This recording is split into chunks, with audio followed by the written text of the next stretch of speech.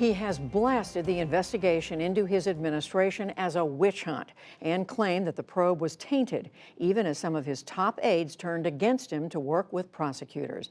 As John Yang reports, the long-awaited decision to indict Israeli Prime Minister Benjamin Netanyahu comes just weeks before an election that could give him another term. Just weeks before Israeli elections, amid a white-hot campaign, Israel's Attorney General recommended that Prime Minister Benjamin Netanyahu be indicted for bribery, fraud, and breach of trust. At an evening news conference, Netanyahu blasted the decision. The left is doing this because they know they can't beat us at the ballot box. For 3 years, they've been carrying out a political pursuit against us, an unprecedented hunting expedition with one goal: to topple the right-wing government led by me. Attorney General Avichai Mandelblit led the 2-year investigation. He once served as a top Netanyahu aide. It's the first time in Israeli history that a sitting prime minister has been indicted. Prosecutors allege Netanyahu eased regulations and approved deals for 2 media companies in exchange for more favorable press coverage.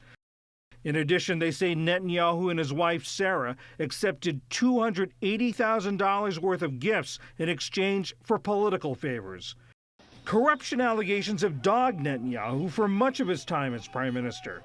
But today's charges are a severe blow to his outsized political ambitions and standing, says former U.S. Ambassador to Israel Martin Indyk. So there's got to be this steady drip of revelations about what he said to various people that will sound very corrupt.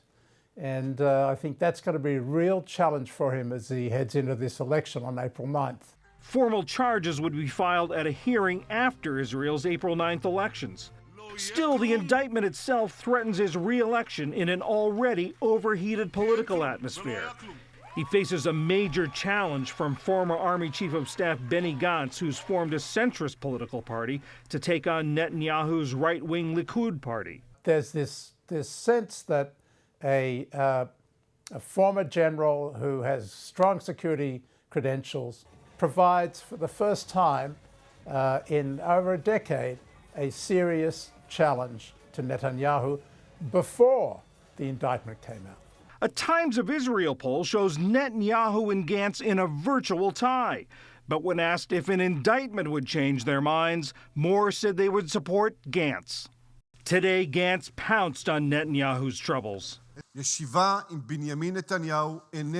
call on you, Benjamin Netanyahu, from here tonight to come to your senses, show responsibility, and resign from your post.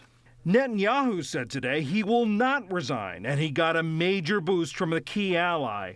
President Trump spoke in Hanoi. He's done a great job as prime minister. He's tough, he's smart, he's strong.